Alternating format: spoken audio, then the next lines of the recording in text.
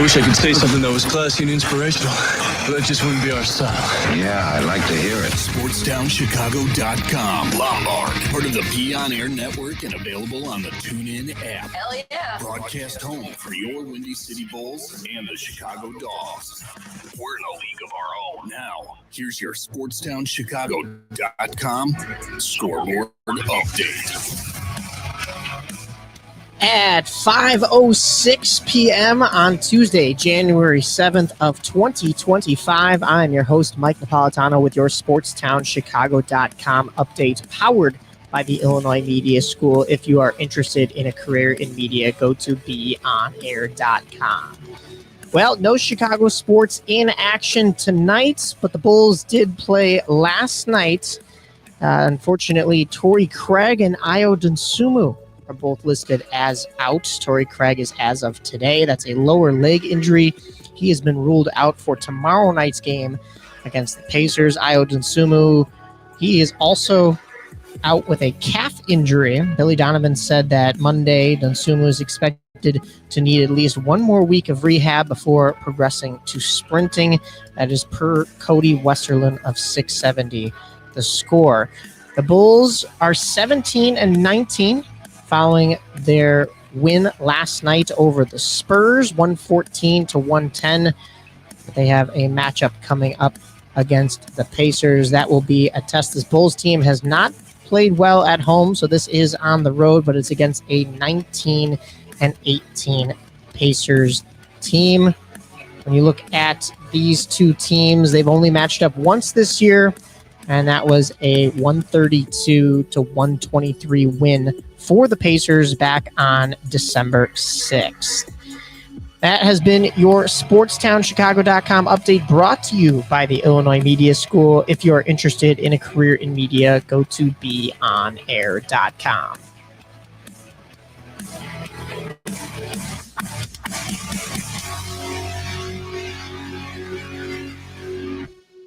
To center for Taves. He got a breakaway. Taves to win the game. Hawks win.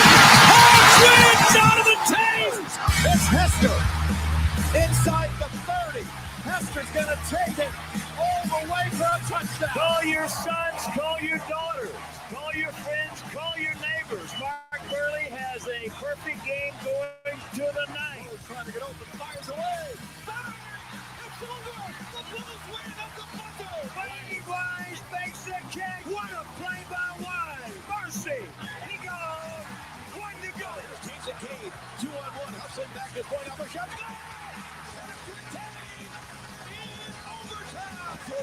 Open. Chicago with the lead. The Chicago Bulls have won their 6th NBA championship and a second three-peat. Alexei. Yes. History.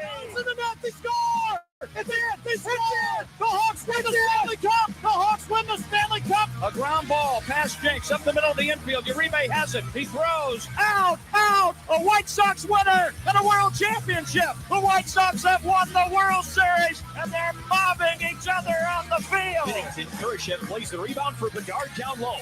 Bedard! Lacrosse style scores!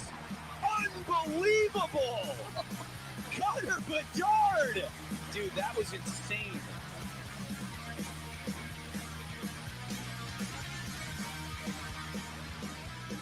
Well, it has been a while here on SportsTownChicago.com, and of course, Mike on the mic. It's been 3 weeks, so we're going to catch you up with everything you may have missed over the holiday break, with the school being closed here, and also myself being sick with the flu the 1 week, and the next week sick with that neurovirus that's going around. And now I fell on ice yesterday. I know the irony is here because I'm a hockey guy, but the front steps being icy, I didn't think to put my skates on for that one. And it's been an interesting 3 weeks for me. Let's hope week 4 is a little bit better. Week 2 of this 2025 season. As always, You can follow me on X, Instagram, or Snapchat. That's Mike Napolitano, Mike_Napolitano, or Mike Napolitano 5. SportsTownChicago.com and the Illinois Media School are both on X and Instagram, so go and shoot them a follow. But let's recap the last, it's actually 4 weeks worth of Bears games, although in a 3-week span, because we start off with the Bears against the Vikings on Monday Night Football. That was back on December 16th. What more is there to say? It was a 30-12 loss. I don't know if you want me to go any further into that one. It was just another abysmal effort from this Bears team. They followed that up with a game just a couple days later on that next Sunday, the 22nd. Was the Bears at home against the Lions. That was a 34-17 loss. Yeah, another great game for the Bears. Practically the same scoreline. And it was funny because the Lions ran an intentional fake fumble play that the Vikings had actually executed the week before. Now, the Vikings accidentally fumbled. They recovered. And then Sam Darnold made the throw to secure a first down against this horrid Bears defense. But the Lions saw that play from the week before and turned it into an intentional trick play that they executed to perfection and fooled the Bears as Jared Goff effortlessly threw the ball into the end zone. So not just a first down like the Vikings got, a full-on touchdown for the Lions. Sam Laporta gets the touchdown on that one. And it was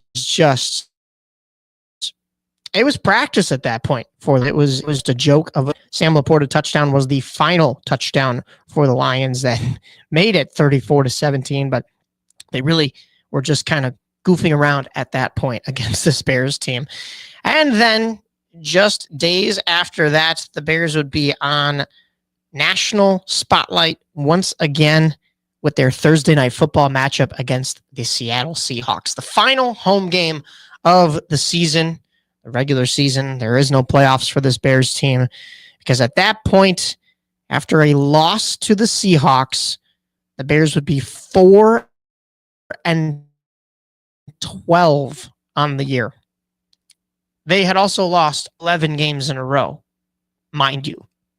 However, what was even worse than that record and worse than that losing streak was the fact that this was the worst game of all time. Anyone who had to view that game, whether it was at home or physically in the stadium, I am so sorry for your loss. Even if you were on the winning side of this, the Seahawks side, I am just so sorry that you had to sit through this game. I didn't. I watched the recap later. I was busy being sick with the neurovirus, but oh my goodness, was this a poor performance. A 6-3 loss for this Bears team. 6-3. And I know what you're saying or thinking if you don't know the actual result of this game. Well, maybe that 6 is from the Seahawks scoring a touchdown and not being able to convert the extra point, whether that was a kick or a 2-point conversion. I don't know why you'd go for one at that point in the game. Nope. That was 3 field goals, 2 from the Seahawks, 1 from the Bears. No touchdowns on either side.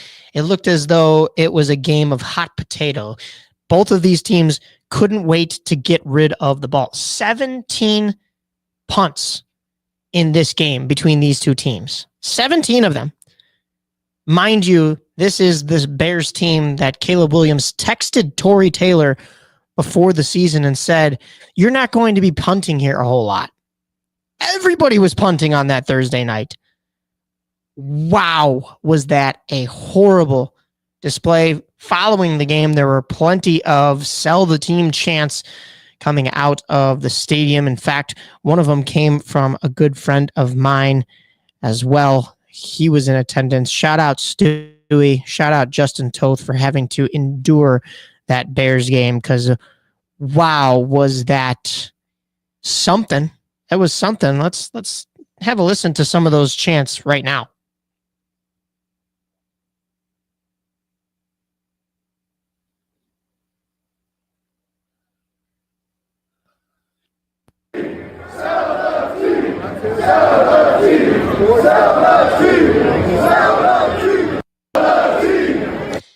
Yep, I don't think it gets any lower than that for this Bears team. Pete Carroll was on the other side. Of course, he's the head coach of the Seattle Seahawks, and there were rumors going into this matchup that he could be possibly named the next head coach of this Bears team. At this point, I think he's looking elsewhere because he got a good, solid look at this Bears team. And by good and solid, those are not adjectives I would use to describe the Bears. Just the look that Pete Carroll got at the torture his life could be if he came to Chicago and coached this Bears team. I don't think that he is still in the running or in the cards or the Bears' future. But talking about that future, the Bears would only have one final game on the rest of the season. Everybody, including myself, expected this to be their 12th straight loss because it was in Green Bay at Lambeau Field to take on their rivals, the Green Bay Packers. That was just this past Sunday. So it was the first game of 2025, the final game of the regular season. And oh my goodness, you're telling me the Bears actually won a game? Hallelujah. Scream it from the rooftops. Can you believe it? The Bears won a game. I can't believe I'm saying this. I can't believe these words are coming out of my mouth.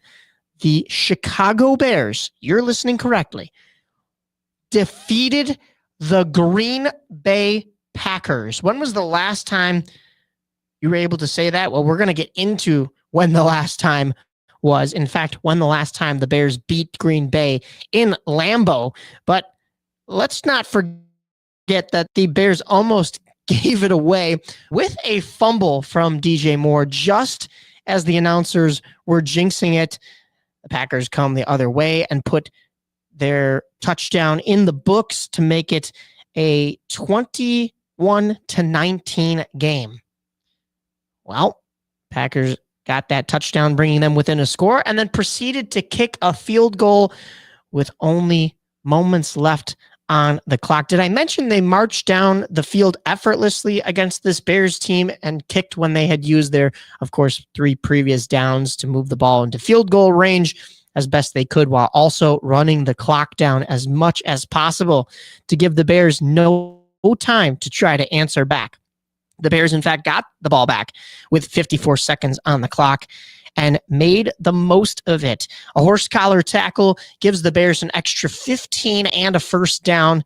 And then Caleb Williams finds Rome Odunze with just his tiptoes on the green to make the beautiful catch and go out of bounds in order to stop the clock. Then Caleb had to scramble and throw the ball away quickly. Luckily, Cole Kmet was in the vicinity, so it was not intentional grounding.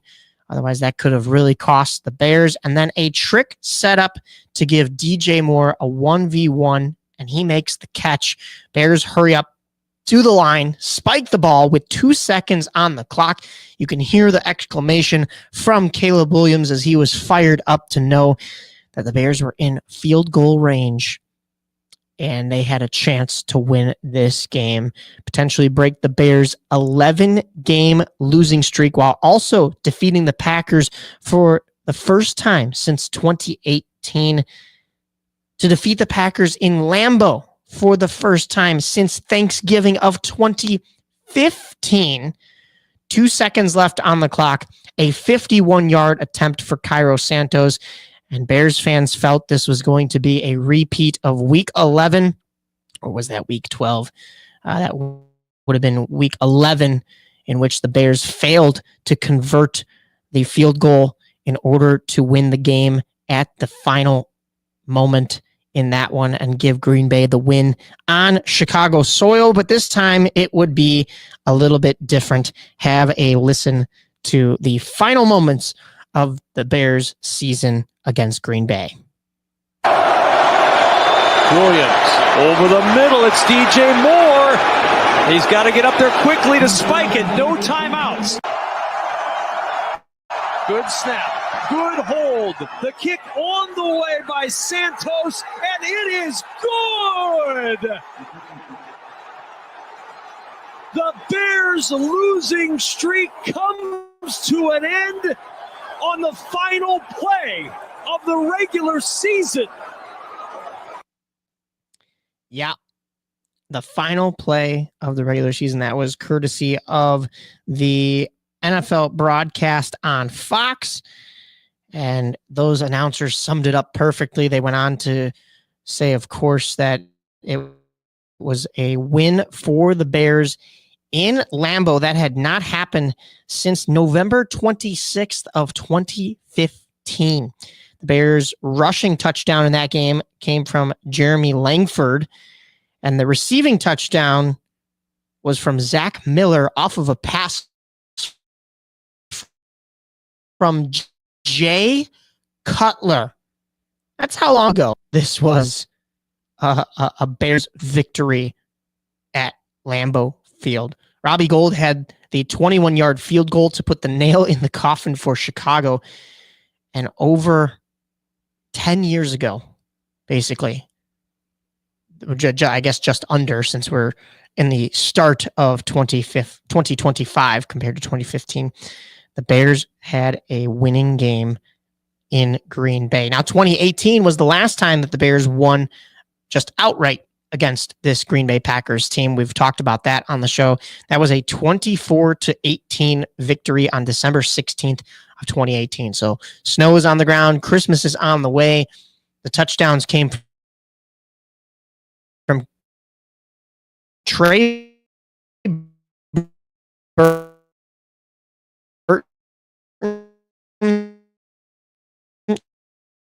and Tariq Cohen off of Brumfield Truby. The end of the regular season, a meaningless season for the Bears, hurts their draft pick odds. So, of course, Chicago, the most Chicago sports thing to do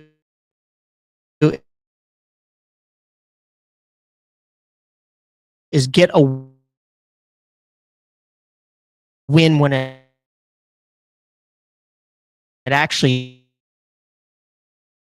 hurts you.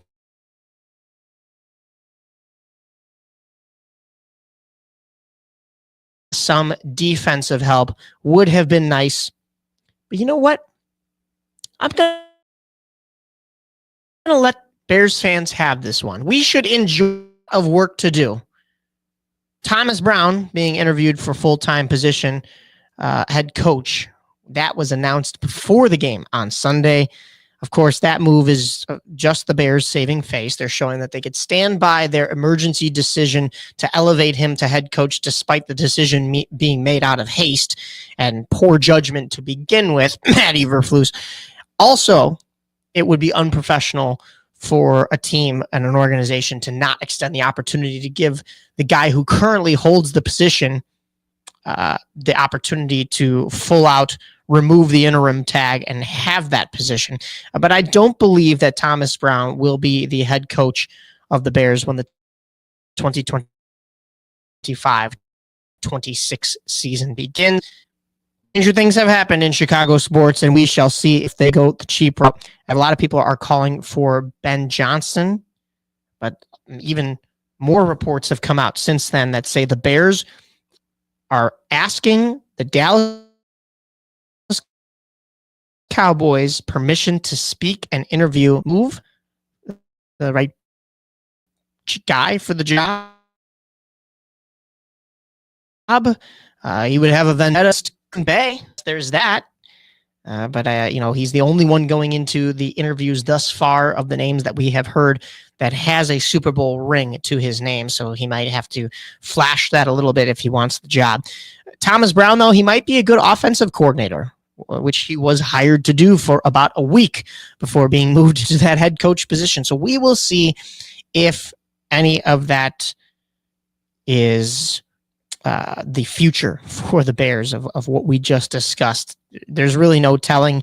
They're probably going to sit back and watch playoffs that they're not in, go to the greens, golf a little bit in the meantime, and then try to do this again next year. We shall see. There were a lot of high hopes, especially with all of the Hard Knocks videos for the Bears going into this one. I predicted that this Bears team would go 9-8.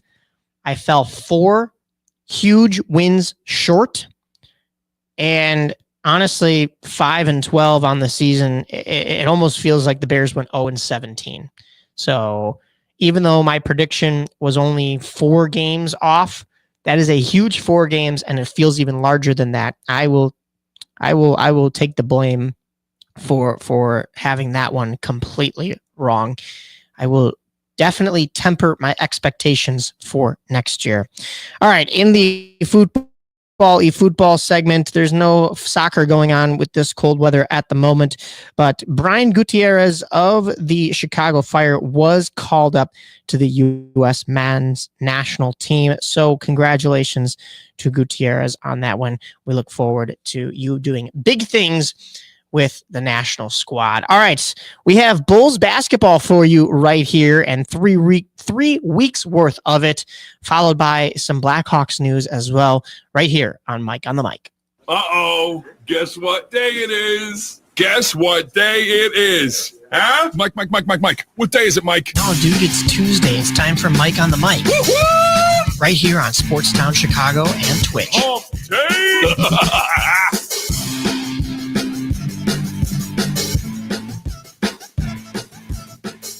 This is your home for sports. SportsTownChicago.com. Joe's Hot Dogs has been around since 1953, but I promise it's not old news. You don't have to like hot dogs to like Joe's on Plainfield Road in Joliet. Italian beef, hot dogs, shakes, and sides. My family's had a relationship with Joe's Hot Dogs for 3 generations. Golden fries with a tad bit of salt and the perfect amount of crunch come in a bag as big as your hand. And that's just small. For more on the menu, visit joeshotdogsjoliet.com, bringing that classic Chicago flavor to the suburbs. That's Joe's Hot Dogs across from CVS on Plainfield Road in Joliet. At the football game, Jim shows the telltale signs of being wasted. He starts flexing for the camera. He refers to his muscles as gunboats. He screams, "How's this for a halftime show?" Jim streaks the field. It's easy to tell if you've had way too many to drive. But what if you've had just one too many to drive? Never underestimate just a few. Buzz driving is drunk driving. A public service announcement brought to you by the U.S. Department of Transportation, the Ad Council, and this station. There are everyday actions to help prevent the spread of respiratory diseases. Wash your hands. Avoid close contact with people who are sick. Avoid touching your eyes, nose, and mouth. Stay home when you are sick. Cover your cough or sneeze. Clean and disinfect frequently touched objects. For more information, visit cdc.gov/COVID-19.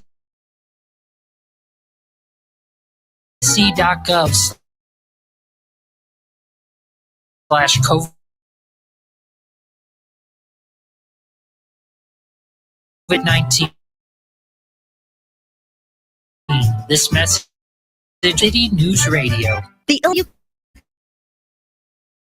can learn all aspects of the media industry, like web design. You can even specialize in TV or film, sports broadcasting, and even sales. No matter where you are in the Chicagoland area, we have a campus near you. The Illinois Media School. Be on TV, be on radio, beonair.com. Maybe that was money. Tell me that wasn't money. Yo, check us out. We are the go-to guys. I'm your boy Space. I'm your boy MC. Check us out every Thursday from 4 to 5 p.m. We spitting all facts, all sports, all day. Yes, sir. Who else you gonna go to in the club? Lillard, long-range 3. It's good! Keeping you up to date with all the latest sports news. We are the go-to guys. Where else you gonna get all your sports news from? SportsTownChicago.com. St. Patrick's Day, the only day of the year that it's okay to not boo the Boston Celtics. I will show you mercy. SportsTownChicago.com. What's up, sports fans? I'm Mike Napolitano, and you're listening to Mike on the Mic right here on SportsTownChicago.com, and the TuneIn Radio app. Now back to the show. All right, back in here and rolling. We have some Bulls news to get to. We last left off December 13th. I know, that feels like so long ago with all these holiday breaks and everything, but, basketball doesn't take a holiday break because Christmas is the NBA's day, right? That's why there was so much more viewership for the NFL. However, the Bulls did not have a Christmas game. We're going to talk about before and after Christmas. That was a 109-95 win for the Bulls against the Hornets on the 13th. That started a 3-game win streak for this Bulls squad. They then went into Toronto and got a 1-point win, 122-121. And then, of course, Bulls fans were dreading it a little bit. The Bulls going into Boston to face the defending champs on their home court. Everybody thought, okay, 2 wins in a row for this Bulls team. They've been mediocre at best all season, at best. So it was probably going to regress. And you win 2 games, then you lose 2 games because the next 2 games were against the Boston Celtics. Instead, the Bulls get the win in Boston, 117-108. Of course, it was the Jason Tatum show for Boston. 31 points, which led the team, 10 rebounds, which led the team, and 4 assists, which led the team. Zach LaVine matched those 4 assists, but he also had 36 points, surpassing Jason Tatum. And then Nikola Vukovic, 14 rebounds, and the Bulls come away with the victory. 9-6 on the road, but 13-15 overall, which we're going to get into it. But you could deduce by the numbers that the Bulls are not a home court team this year. It's been rough. That would move the Celtics to 21-6. They were 11-4 at home. But the Bulls would host the Celtics on Saturday, the 21st, right before the holiday. They had one more game actually before the holiday, but the weekend before, the Bulls couldn't do it 2 times in a row. They would fall in this one, 123-98. It would make the Bulls 4-10 at home, 13-16 on the season. The 3-game win streak is snapped. The Celtics improve to 22-6, 11-2 on the road. So technically, the Celtics are also a better road team. The difference between the champs and Bears is they have a record at home and on the road. I was then in it for the Monday night game that was performance for the Bulls. I don't know if it was because I was in the house jinxing them, but 112-91. The Bulls were trailing by 20 points for most of the game, and that 91 points was the lowest point total for this Bulls team all year. That's not so good, and especially going into the holidays, but the Bulls would pick it back up after the holidays. They were winning against the Atlanta Hawks. Yeah, that was until the 4th quarter when the Bulls decided to give up 50 points in a single quarter. A 50-piece in the 4th quarter against an even 15-15 Atlanta Hawks team. They were then 16-15, but oh, wow, that was bad, to say the least. Zach LaVine, 37 points in this one to Johnson's 30 points and 15 rebounds for the Jalen Johnson coming up big. A huge help in that 4th quarter for this Hawks team. Kobe White, 9 assists, and Nikola Vukovic, 8 rebounds. You know, the Bulls are past that date in December. I'm drawing a blank on when that is, but I know it's before the Christmas holiday. I believe it is the 16th or the 17th, which the veterans sign over the off season. You know, you can start to release them. It's trade deadline yet, But I think now the next circle on the calendar for this Bulls team is the trade deadline. And I think it is a fire sale for this Bulls squad. You have a lot of quote unquote all-stars on this team, superstars, altogether can't get the job done. You have Zach LaVine. You have Nikola Vukovic, who is very consistent in leading this team in rebounds. And he is all you have for rebounds, mostly. However, the results are just not. So I think if you're the Bulls, you're listening to any team that comes calling for any of your players. However, they did eventually turn things around. And this time the Bulls figured it out against the Bucks. Once again, a home game for the Bulls, which always is a questionable thing looking at the calendar. Off Bulls squad, they like that 11 over the Bucks. Of course, it's the game I don't go to at the United Center. But the Bulls improved then to 14-8, 5-11 at home. It's Josh Giddey that leads the way in all three categories: 23 points, 15 rebounds, and 10 assists. I also forgot to mention that first game against the Bucks leading into Christmas that I was at. The Bucks did not have Giannis Antetokounmpo or Damian Lillard on the court. They're two heavy hitters, not game. However, after the holiday, Damian Lillard and Giannis back in the game, and yet the Bulls won. Make it make sense. This doesn't add up at all. How do you beat a Bucks team but you lose by practically 20? It's beyond me. Your guess is as good as mine. And then the Bulls continued their winning ways with another one. That was against the Hornets. This win did come in overtime, so a little bit of a nail biter against a team that not so great. They're still not in the double-digit win column.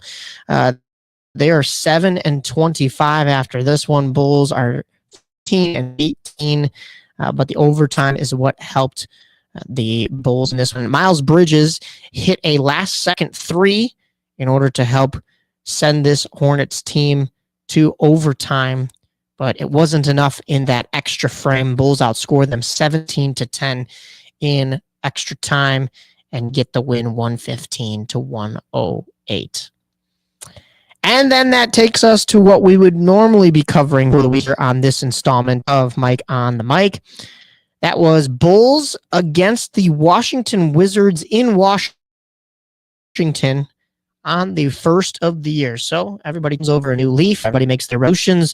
Chicago teams need to make a lot of resolutions, and yet the Bulls missed the memo. So they decided to go 0-for-1 starting the 2025 calendar campaign.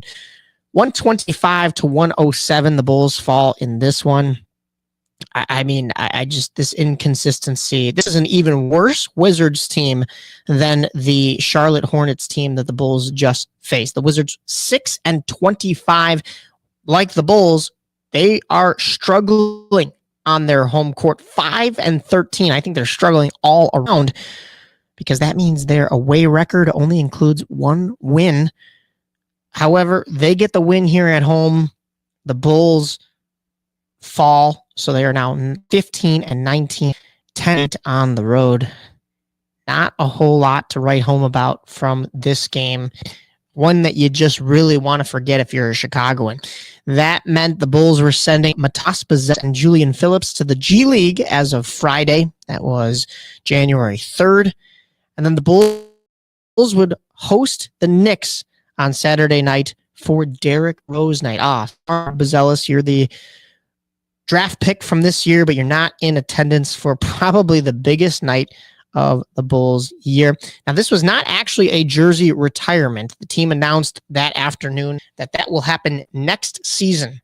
If you ask me, that's just a way his team make a few extra bucks, and not the Milwaukee Bucks, by having two separate nights, one to honor the player and then one to actually retire the jersey.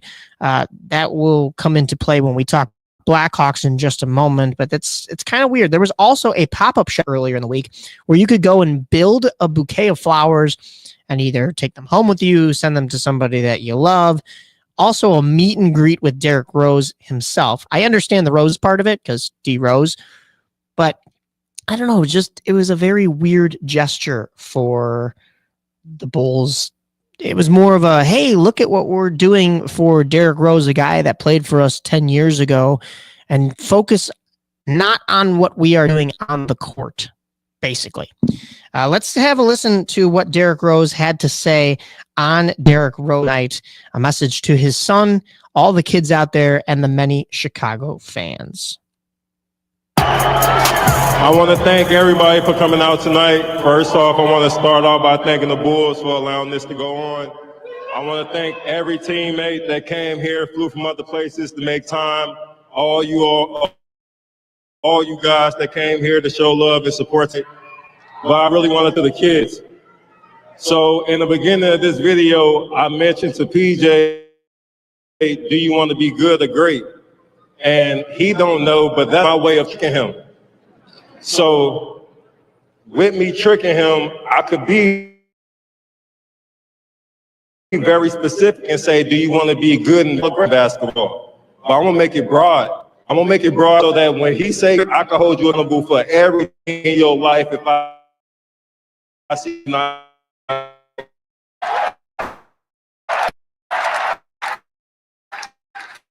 And joke like a joke that we have in the house. If they see me lacking on something, they say, Dad, you want to be good or great? And then make me remember I'm trying to be great.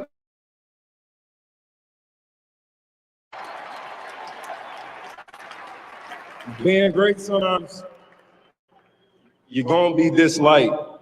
You have to show courage that through that people disliking or whatever it is, that I'm confident in choice.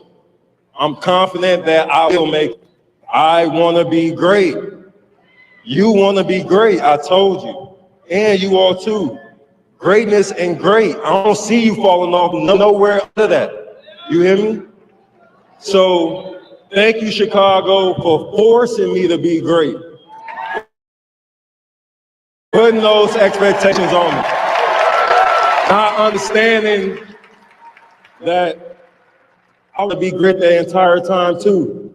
And I just didn't know the environment that I was in that was forcing me to. So thank you for everybody that watched me ever since I was in 6th grade,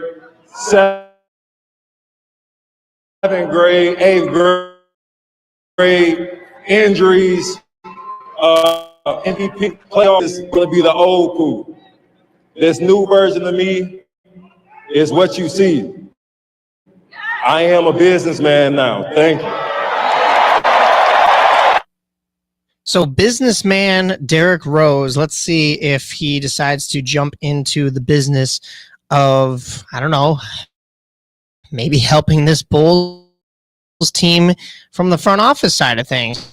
Because this Bulls team is inconsistent. I just almost 20 points to a 6-25 Wizards team. They go out on Derrick Rose night and defeat a 24-12. Well, after this game, 24-12, 24-11 Knicks team, 139-126. The Bulls almost put up 140 points on a successful New York Knicks team. Karl Anthony Towns had 44 points, 16 rebounds, and Josh Hart had 10 assists for this Knicks team compared to Zach LaVine's 33 points, Nikola Vukovic's 12 rebounds, and Josh Giddey's 8 assists. It was definitely more of a team spread around effort from the Bulls, but regardless, they get the job done and they get a win. Now they have 2 wins in a row following last night's game against San Antonio that we recapped on the start of the show. But the leaders in this one, you had Zach LaVine with 35 points compared to Victor Wembanyama's 23 points. Victor Wembanyama also got put on a poster by Kobe White, a huge dunk from him. Wembanyama also led in rebounds, though. Nikola Vukovic, of course, for the Bulls with 11. Wembanyama 14 for the Spurs. Chris Paul had 9 assists compared to Zach LaVine's 8. So LaVine led in 2 of those categories, similarly to Wembanyama. But the Bulls come away with a win at home That's an interesting one, but a 4-point win, 114-110 rounds out the Bulls' schedule. We talked about the Ayo Dosunmu calf injury and the Torrey Craig lower leg injury that has kept them out. Torrey Craig and Jasmine Elizabeth's DMs were leaked, so Torrey Craig dating songwriter Megan Thee Stallion. She's not made a comment, but it looks as though Torrey Craig has some off-the-court interesting issues going on there. When we look at the standings, that Bulls win keeps them just above the 76ers for the 10th and final play-in round spot if the season was to end today. The Miami Heat just above the Bulls. They are 17-17, a perfect 500. The Bulls struggling to even get to 500. They've lost to the Miami Heat the last 2 years in the second game of the play-in rounds. If the season were to end today, they'd be playing them in the first game of the play-in rounds. And Jimmy Butler, he kind of wants out of Miami, so it hasn't been a great ride for them, and knowing that the Bulls are sitting below them is troublesome as well. Tomorrow night, the Bulls will be in action at 6 p.m. to take on the Indiana Pacers. They will be in Gainbridge Fieldhouse, I believe it is still called. We'll see if they've changed the name since then, but that's a 6 p.m. start time. Friday, we'll be back home against that same Washington Wizards team at 7 p.m., so the Bulls are going to want some retribution.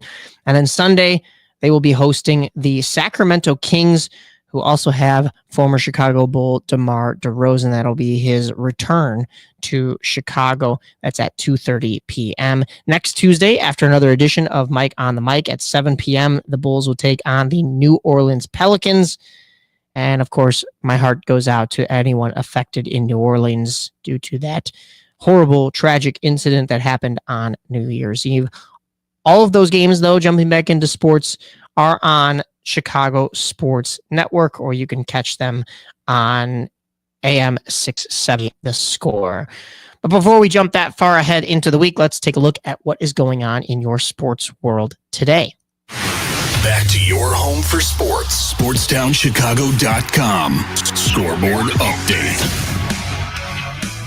At 5:45 on Tuesday, January 7th, I am your host, Mike Napolitano, with your SportsTownChicago.com scoreboard update powered by the Illinois Media School. If you are interested in a career in media, go to beonair.com. Well, it has been tough sledding for this Chicago Blackhawks team. They lost the Winter Classic. They wanted to turn a new page on Blackhawks hockey in the new year. They get that with a win against the Montreal Canadiens on that following Friday. Unfortunately, they went right back to their losing ways as of Sunday. But as of today, the injury list is as follows. Laurent Brossoit still out. It looks like because of that procedure on his knee, he will be out for another 6 weeks. That was dating back to November 29th. So still no word as to whether or not he will be returning in the next few weeks, though. Alec Martinez was still out of practice today, per Charlie Roumeliotis. He has a neck injury and was listed as day-to-day ahead of the Winter Classic on last Tuesday versus the Blues. However, he is still out and not practicing with the squad as of today. Connor Murphy was also listed as day-to-day as of yesterday. So a couple of defensive injuries for this Blackhawks squad as they look to play their next game, which will be coming up tomorrow night on TNT, so national stage and Max, at 6:30 p.m. at home in the United Center against the red-hot Colorado Avalanche. This has been your SportsTownChicago.com update brought to you by the Illinois Media School. If you're interested in a career in media, go to beonair.com. What's up, everyone? This is Mike Napolitano, and you're listening to Mike on the Mic right here on SportsTownChicago.com and the TuneIn Radio app. This is your home for sports. Red left! SportsTownChicago.com. Take that exit and get to the Southern Cafe, home of the Nasty Biscuit on Roselle Road in Roselle. Get over there and try the chicken fried chicken biscuit made with the Southern Cafe's house-made drop biscuit with buttermilk chicken fried chicken smothered in country gravy, topped with shredded cheddar and crumbled hickory smoked bacon. I always say that when you go to the Southern Cafe, you come out with 2 meals with the heaping amounts of food they serve you in every meal. I love to go to a place with outdoor seating. The Southern Cafe has a great outdoor seating area to help social distance, and I get to enjoy my breakfast outdoors. Open 6:30 a.m. to 3 p.m. to give you plenty of time to grab an amazing breakfast or lunch. Now get your butt over to the Southern Cafe on Roselle Road. Hello? It's speed walking day. Dorothy?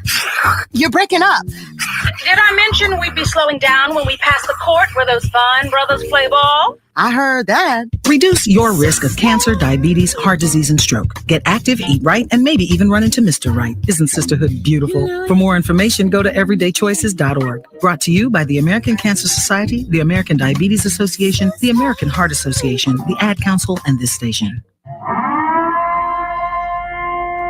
Alert!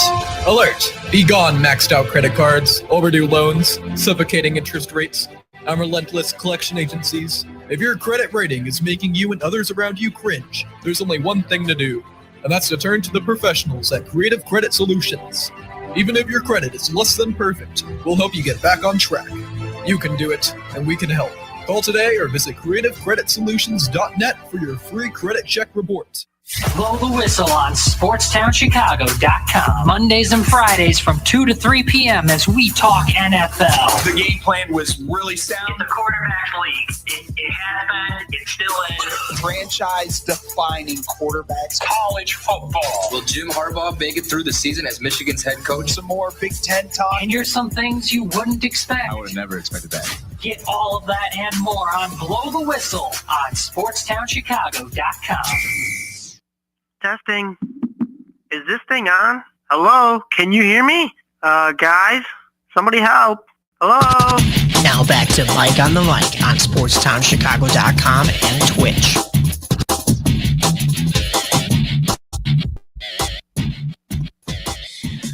All right, let's jump into some hockey here.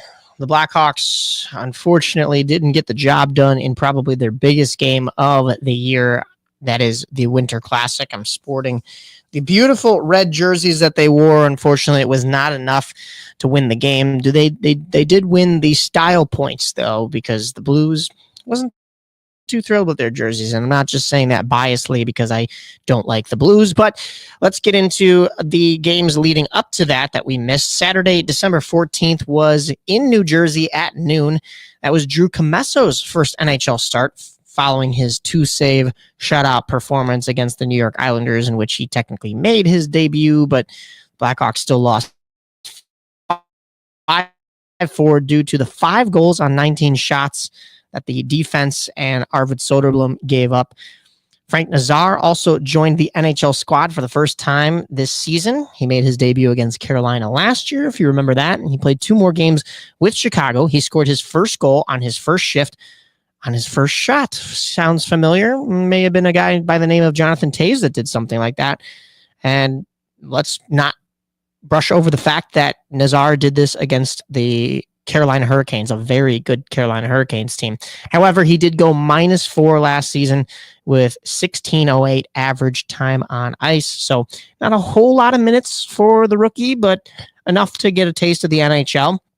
The Blackhawks, though, had a 1-0 lead going into the third period against this tough New Jersey Devils team, and then had some absolutely awful, lazy work in the D zone. Comesso couldn't do it all, but he did look out of position for a few, so I wouldn't chalk it up to completely his fault. But the Blackhawks give up 4 goals in the third period, and they fall 4-1. Unfortunately, this Blackhawks team has scored first in about, I believe, 25 of the 40 games that they've played, and yet they are 13-25-2. It's confusing because I said 25 in there twice. 25 times the Blackhawks have started the scoring in the game, but yet they have 25 losses on the board. They don't even have anywhere near that in the win column with 13. So that's not great. The Devils, within a span of 2:06, it went from being a 1-1 tie to a 4-1 Devils lead. And, it was really not a great showing from this Hawks team in the third period, although Bedard did hit the post and the crossbar again and put Jacob Markstrom in the parking lot on one of them, just couldn't find the netting. Saturday, December 15th was an afternoon game against the New York Islanders. The Blackhawks got a win because they really wanted to get back in the win column, especially against this Islanders team that the previous week, if you remember me just mentioning that, they had lost 5-4. This time they get the 5-3 victory with his 5th career game-winning goal. Connor Bedard ties Bobby Hall and Patrick Kane for the most by a teenager in Blackhawks history, and we're going to get to another record that he is on the verge of breaking as well for this Blackhawks squad as a teenager. Moving forward, though, Blackhawks got that win 5-3. They go on to have another win Tuesday, December 17th against the best team in the East, the Washington Capitals. Of course, they were without Alex Ovechkin, but they were still winning games. And all of a sudden, the Ilya Mikheyev Teuvo Teravainen connection comes to life. Teuvo had 3 assists on 3 Blackhawks goals in this one. Ilya Mikheyev with a goal.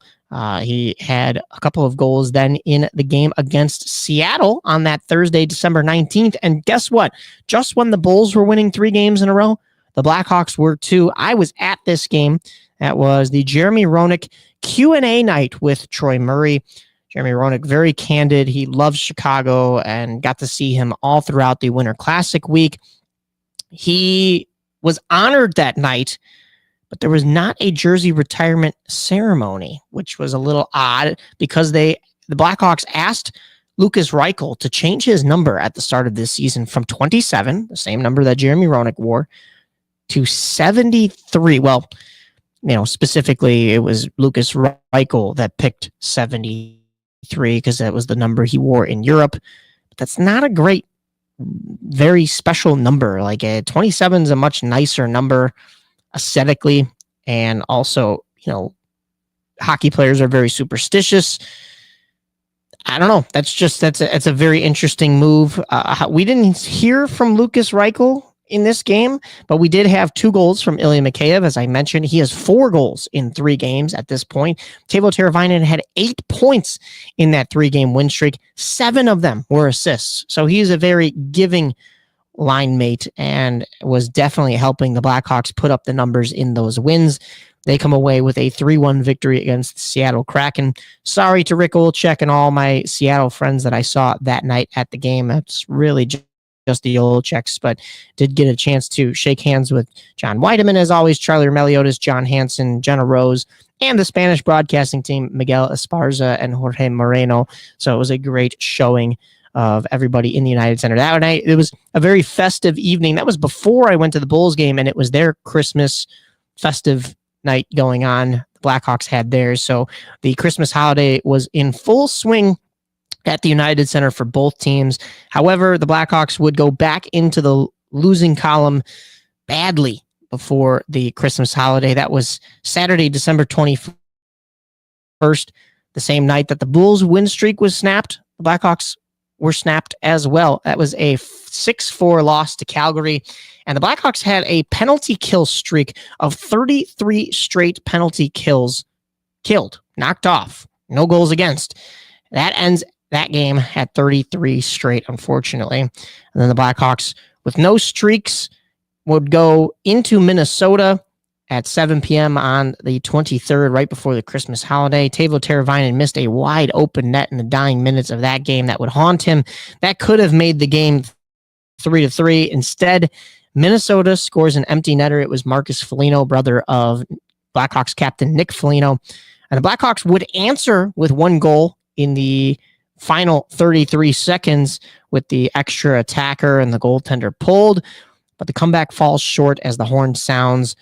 Blackhawks fall 4-3, and the Wild lead the season series 2-1. They will only face each other one more time, so the best the Blackhawks can do is tie it.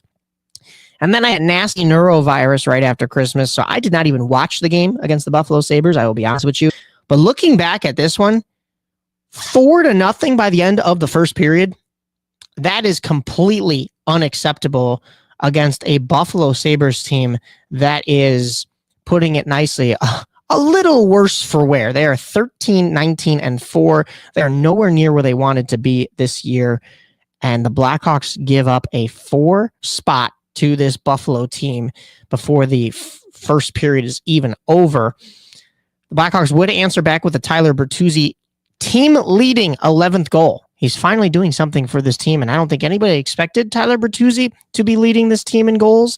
However, we're looking at Tyler Bertuzzi, who was brought into this team to stand in front of the net. So anytime that the Blackhawks have offensive zone time, which is rare, you can bet Tyler Bertuzzi is planting himself and being a pest in front of the opposing net. So, of course, you're going to get some goals in that gritty area when you go to the net.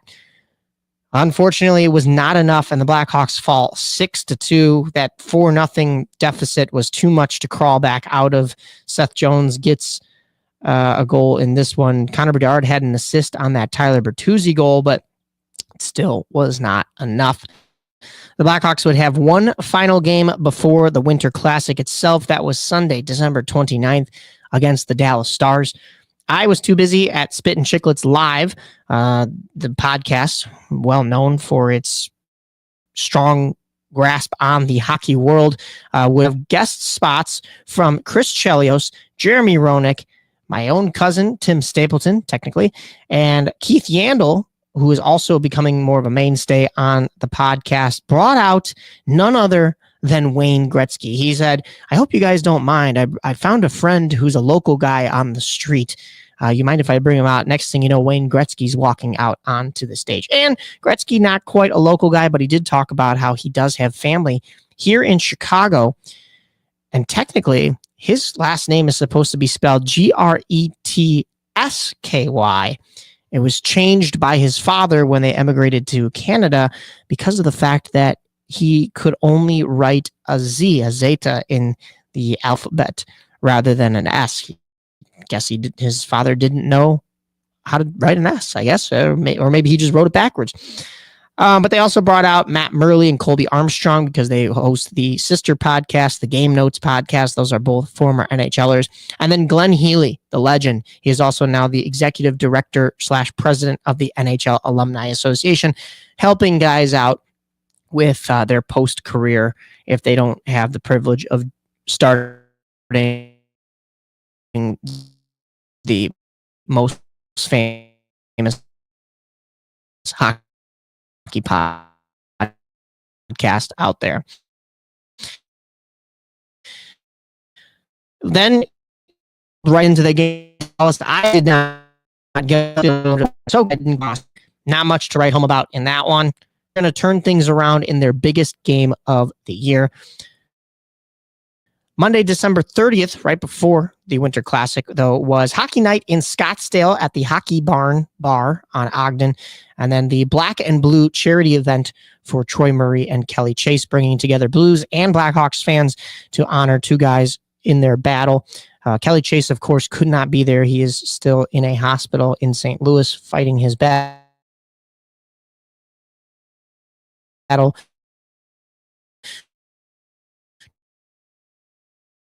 Troy Murray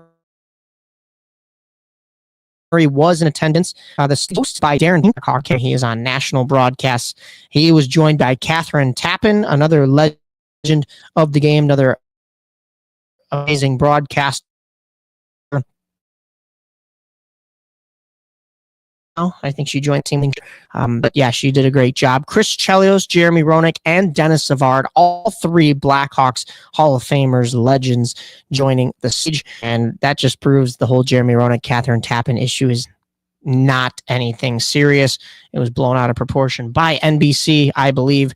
And so, you know, they're still good friends and willing to share a stage. But Chelios, Roenick, Savard, I mean, that was quite the lineup as it was, but you also had Al McInnes, hardest slap shot for the longest period of time, Blues legend. You also had John Hamm, a phenomenal actor and St. Louis native. Unfortunately, that makes him a Blues fan, but super fan, so he got to join the stage. And the man himself, once again, Wayne Gretzky, joining the stage. In between all of them was the Stanley Cup, which was phenomenal to witness once again in person. I haven't seen it here in Chicago in a long time, but I did get to see it when the Blackhawks were in their dynasty days and touch it as well. I knew I was never going to the NHL as a player, so it wasn't jinxing anything for me. Also coming out to join the stage for a brief moment, Brian Bickle, former Stanley Cup champion for the Chicago Blackhawks, Paul Biznasty Bissonnette, and Ryan Whitney, the Spit and Chicklets boys, as well as Keith Yandel again.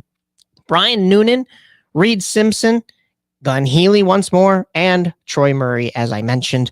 Also in attendance for that event, Kyle Davidson and Doug Armstrong. So the two GMs of the two teams that were set to face off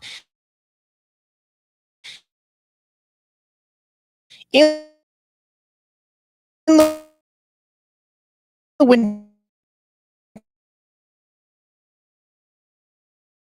Classic at Wrigley Field. The second time Wrigley Field hosted a Classic for all those events leading up to the actual Winter Classic. You also had that hockey night in Scottsdale. That's Jordan Schmaltz, former Blackhawk Nick Schmaltz's brother, along with Rob Gucci. Every event that we attended was phenomenal. It was a party downtown in Chicago for the week. So it was great when you get to see the Winter Classic come to a city like ours and really just enjoy the festivities. The Fan Fest that was in the Wrigley Field parking lot, just adjacent to the actual stadium, had a panel with Wayne Gretzky, Dennis Savard, and Darren Pang. Gretz Savvy Panger, always great to see. You also had the tent full of autographs you could get from the majority of those guys. Then you had everything else that was even going on in Gallagher Way.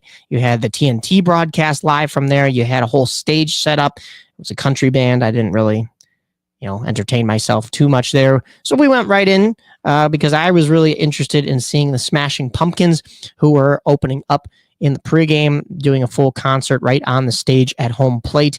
You had Connor Bedard ripping around out there in one of these beautiful jerseys, along with the hat and his sunglasses. He had those Pit Viper style Oakleys on. And then you had, of course, the fireworks to lead things off, the flag brought out on center ice, Jim Cornelison singing the anthem, and the flyovers during the end of the national anthem. So that was fun. And then the fun and games stopped for Blackhawks fans as the Blues would score twice. That was the man playing in his 1,000th game, Cam Fowler, and he scores his second of the year on the power play. So once again, the Blackhawks, a top 10 power play and penalty kill in the league.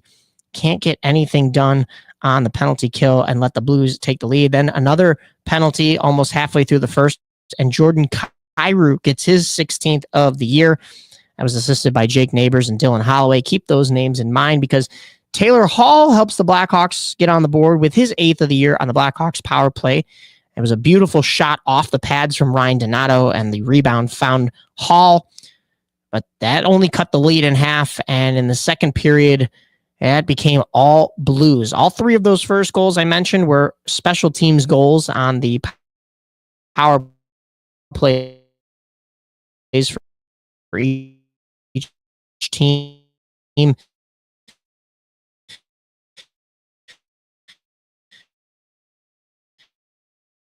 But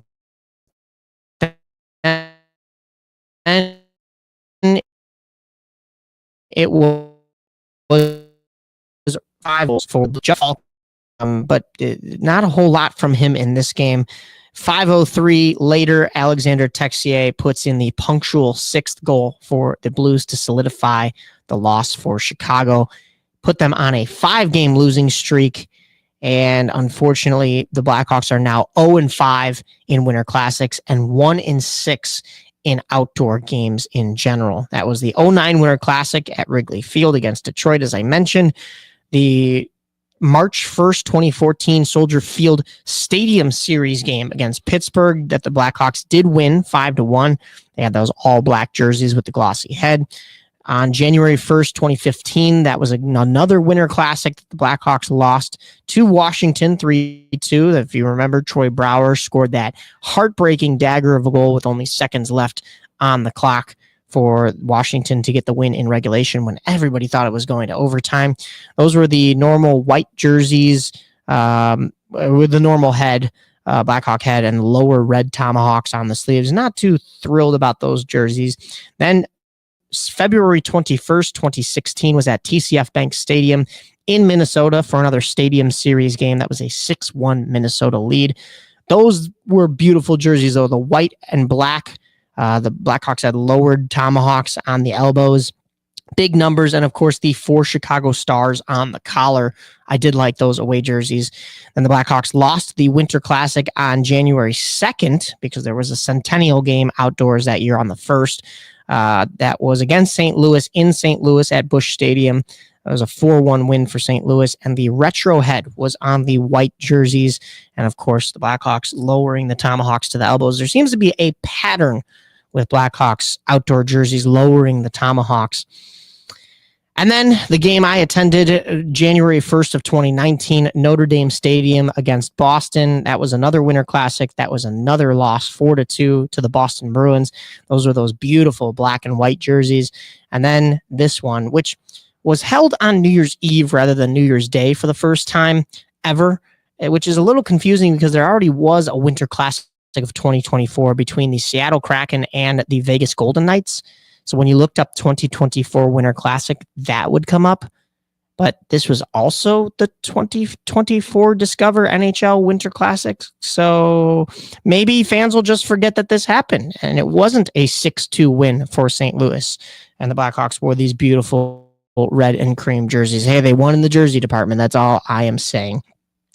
But Jason Dickinson had some quotes after the game, as well as Connor Bedard and Nick Foligno, all saying that they were going to turn the page on Blackhawks hockey, and it was going to be a new Blackhawks hockey in 2025. They also got reamed out by general manager Kyle Davidson in the locker room following that performance. So the Blackhawks went into the new year starting off against the Montreal Canadiens. The Blackhawks were called Colton Dach and assigned Joey Anderson to Rockford on Thursday. This meant Colton Dach would make his debut against his brother and former Blackhawk, Kirby Dach. He was the 3rd overall pick in that 2017 draft for the Blackhawks. It just didn't work out. Colton Dach finished this game with 5 shots on goal and 5 hits, making his presence known. And the Blackhawks get the win 4-2, 2 goals from the captain, Nick Foligno. They also had a tuck from Pat Maroon, strangely enough. So maybe they were turning a page. However, on Sunday, just as the Bears were giving up the lead and trying to get it back, the Blackhawks gave up the lead and didn't get it back. A 6-2 loss, same scoreline, 6-2 loss to the struggling New York Rangers, who are, for lack of a better term, a dumpster fire of a team right now. And that's just not a good look for this Blackhawks squad to go back in the losing column. They have given up. It's 10, 21, 27, 28, 29, 35 goals in the last 7 games. That is a 5 goals against average, and they only have 1 win to show in those last 7 games. The Blackhawks, in the meantime, have scored 7, 8, 9, 10, 11, 12, 13, 14, 15, 16, only 18 goals in that 7-game stretch. That's just over a 2-goal per game pace, just under 3 goals per game. That's not what you want to look at going into a tough week. And by tough week, I mean tomorrow the Blackhawks will be at home at 6:30 on TNT and Max to host the Colorado Avalanche, the red-hot Colorado Avalanche. Then at Friday at 6 p.m., they will be in Detroit. The Red Wings have had a little bit slower of a year, probably not the pace that they've wanted. And you know who also has been slow is Patrick Kane. But the Blackhawks will get to see Patrick Kane and Alex DeBrincat and the Red Wings. That'll be on NHL Network on Friday night.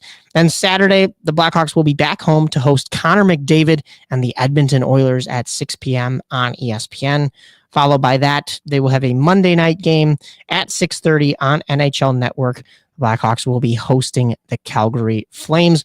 I said we were going to talk about Connor Bedard and some of his assists.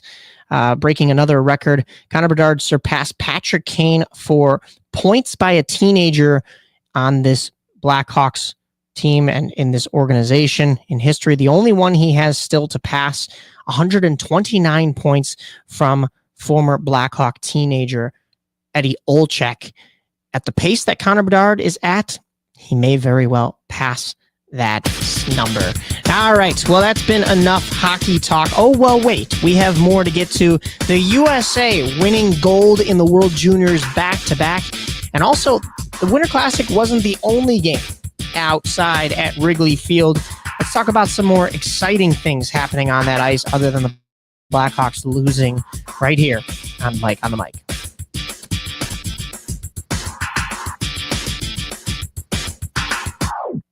This is your home for sports. Longtime fans, sports is like life. SportsTownChicago.com. What's up, Chicago? Out looking for good urban food 24/7? Come down to White Palace Grill, located 1159 South Canal Street in Chicago. White Palace Grill is open 365 days a year since 1939. I personally love the steak and egg dinner, but whether you like burgers for breakfast, steak for lunch, or French toast for dinner, White Palace is the place for you. The diner is a 24-hour urban oasis. Come now, come later. Hey, come now and later. We never close at White Palace Grill, located 1159 South Canal Street in Chicago. Visit us at whitepalace.com or order with Uber Eats or Grubhub anytime, any day. Daddy, when you look at me, I could see your wheels turning. About what am I going to be when I grow up? A major league first baseman? Maybe a point guard for a national champion. The odds of a child becoming a professional athlete are 1 in 16,000. Far-fetched? Maybe. But did you know the odds of a child being diagnosed with autism are 1 in 166? That's right, 1 in 166. To learn the signs of autism, go to autismspeaks.org. Brought to you by Autism Speaks and the Ad Council. Go to Lux Barbershop for the best barbers and stylists in Plainfield, Illinois. I go there when I have an important event, date, or I just want to look good. The straight razor shave will have you looking fresh and smooth. Lux Barbershop is open 7 days a week. Go to Lux Barbershop for the finest barbers, stylists, braiders, and massage therapists in the southern suburbs. Check out all their daily deals on Facebook, Instagram, and luxbarbershop.com.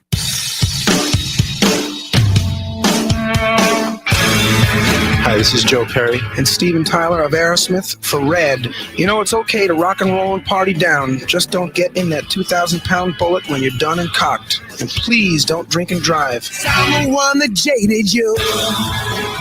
A reminder that friends don't let friends drive drunk. A public service message brought to you by the Ad Council, U.S. Department of Transportation, National Association of Broadcasters, and RAD.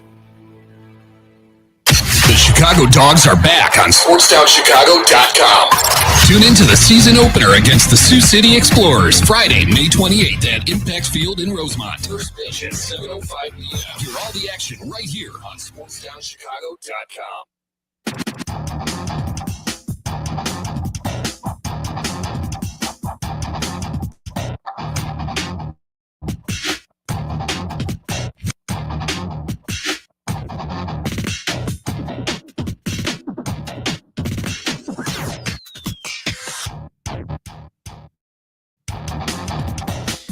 All right. Well, I did promise you some more hockey. We're going to get into some off-season baseball notes as well. But let's start it off with the World Juniors and what a run it was for the U.S.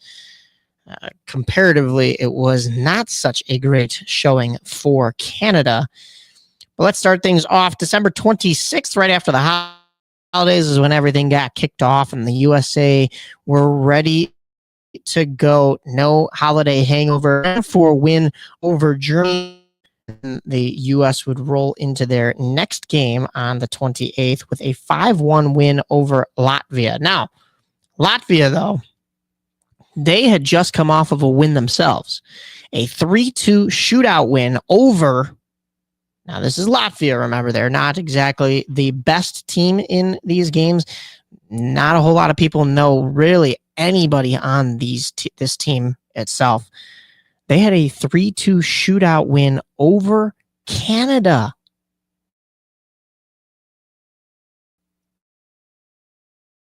Yes, the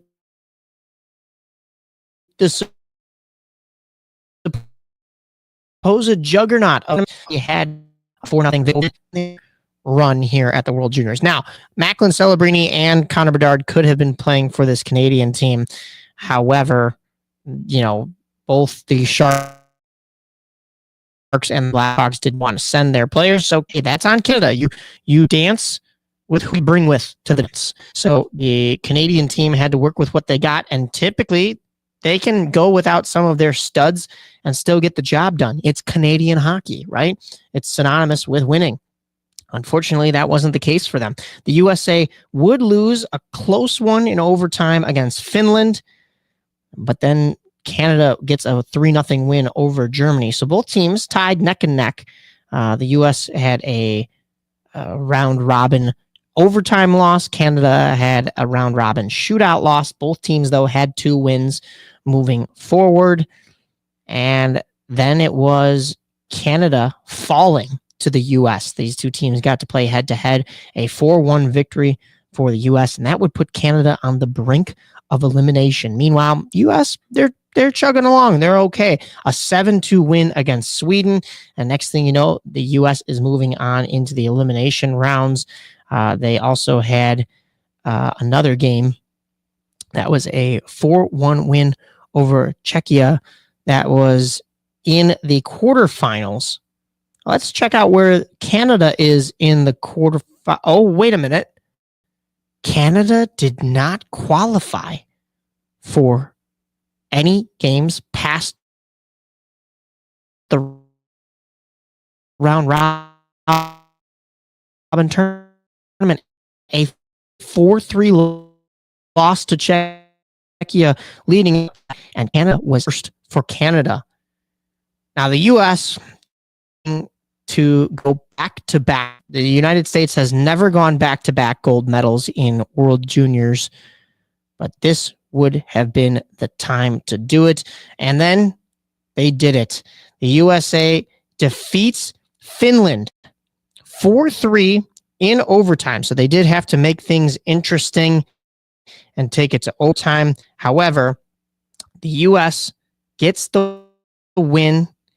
And let's just have a listen to the goal for this one, because it was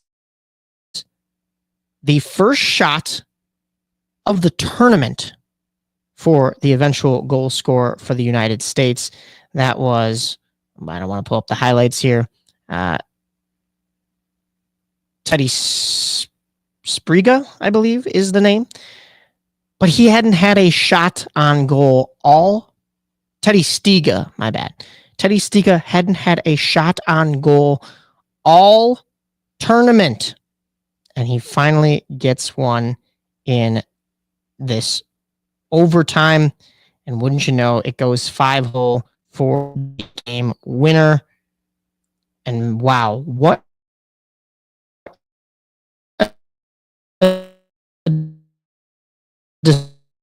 display from the United States to back here. So ball. I guess I am kind of going in and out. So, yep, that's great for the Wi-Fi purposes here. But yeah, the U.S. wins back-to-back gold medals for the first time in their history in World Junior.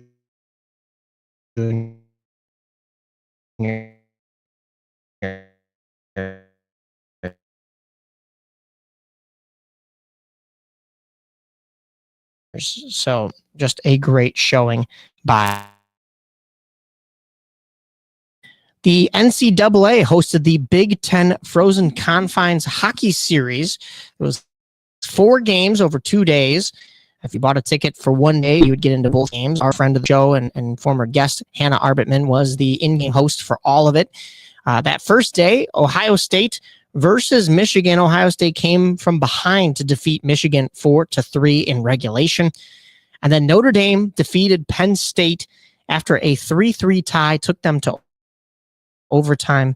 And Notre Dame defeated Penn State 2-1 in the 8th round of a shootout. Carter Slaggert had a regulation goal. That is brother of Blackhawks prospect Landon Slaggert. And then Saturday was WCHA, women's hockey, women's college hockey.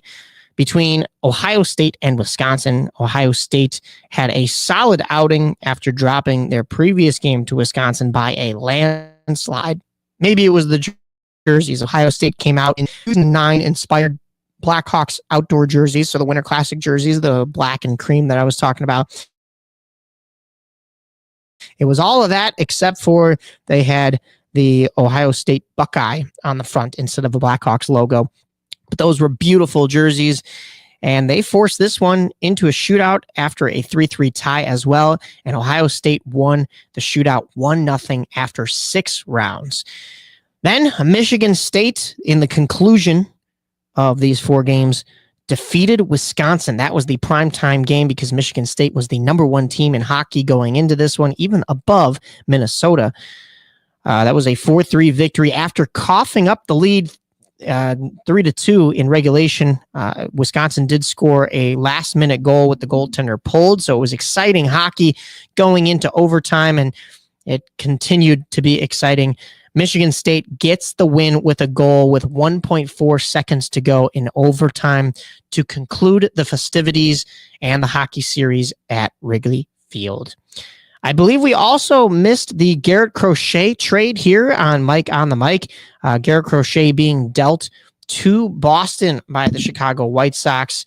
Garrett Crochet's trade was very reminiscent of the White Sox Chris Sale trade because they trade their ace pitcher to Boston in exchange for a bunch of prospects. The highest prospect in the trade was catcher Kyle Teal. So we will see if that does anything for the White Sox going forward, having a catcher of that nature. But it was Garrett Crochet for Kyle Teal, Braden Montgomery, Chase Mederoth, Wilkman Gonzalez, all prospects. Gonzalez is a right-handed pitcher. Medroth is an infielder. Braden Montgomery is an outfielder. So the White Sox get a little bit of everything in this trade.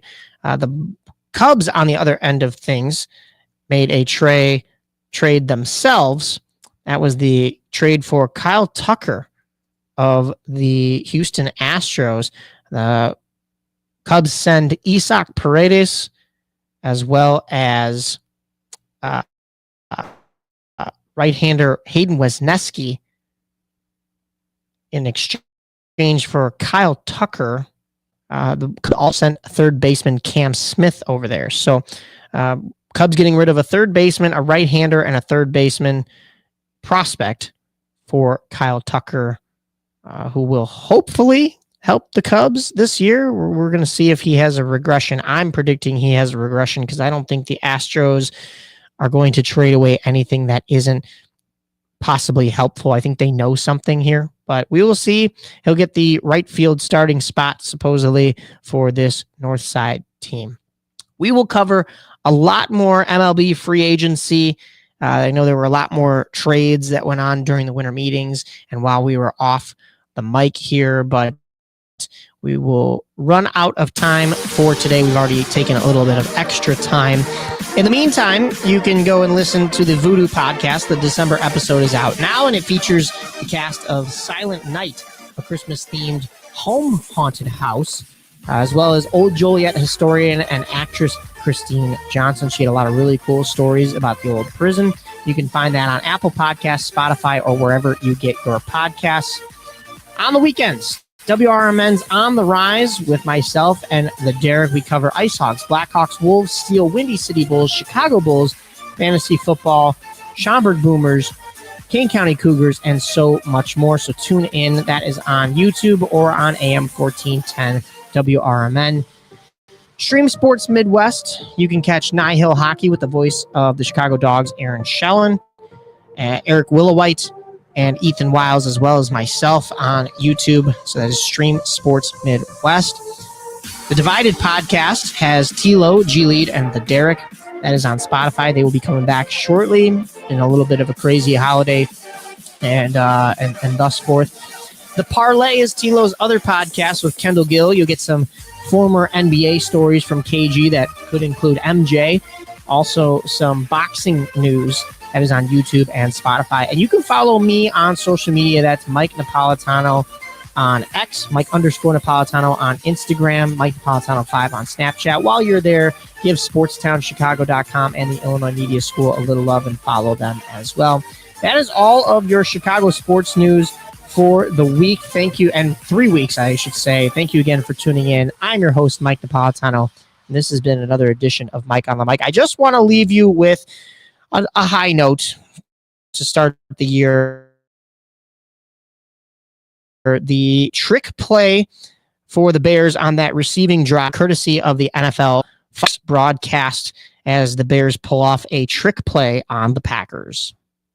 Wheeling to punt it away. Cleaner operation this time, trying to pin everybody deep, and it's fielded on the far side line. It's Blackwell, the real team, and Black.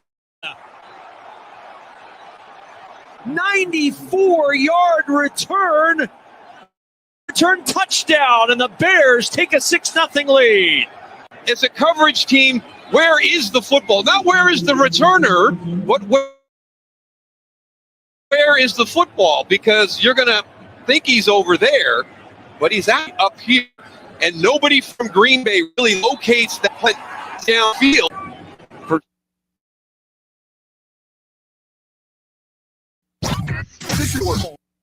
That's world. SportsTownChicago.com. Are you ready for this? Valley View Automotive has all of the hottest SUVs you've been looking for. Enjoy a test drive and the opportunity to drive one of these powerful vehicles off the lot for half the price. Yes, half the price. Now's the time to get yourself to Valley View by car, on foot, or even by air to take advantage of this outrageous sale. You better get here quickly, because this promotion is only going on for 24 hours, and the automobiles are leaving the lot faster than you can say four-wheel drive. Valley View Automotive, a dealership you can depend on. Hey, I'm Andy Griggs, asking you to help prevent domestic violence. Domestic violence isn't a woman's issue. It hurts all of us. Women are injured and killed every day by their husbands and boyfriends. So it's time for men to take action right now to teach boys that violence against women is wrong, to help prevent abuse before it starts. Call the Family Violence Prevention Fund at 1-800-END-ABUSE to get a free Take Action kit containing tips on what to say to boys. That's 1-800-END-ABUSE. Teach early. Indeed is the #1 job search user with over 250 million monthly users. Indeed's priority is to help everyone in the job searching process to find a job by uploading 10 new job opportunities every 10 seconds worldwide. With Indeed, you have free access to job searches, resume uploads, and company researches. There are over 10,000 employees at Indeed that pursue to help people find the job they are looking for. They connect with millions of people to new opportunities. Go to Indeed.com and sign up for free and create a resume, and let Indeed do the rest to help you on your job search. Hey, I'm Jesus Mauricio. Be sure to tune in every Friday to listen to Zeus Off the Bat, a baseball talk show from 1 to 2 p.m. where I'll be discussing and updating you on all things about baseball. News, predictions, reactions, and more about the Cubs, Sox, and everything across the league. Happens every Friday at 1 p.m. right here on SportsTownChicago.com. Don't forget to follow and share our Twitter and Instagram with your friends at Zeus Off the Bat. The Bat.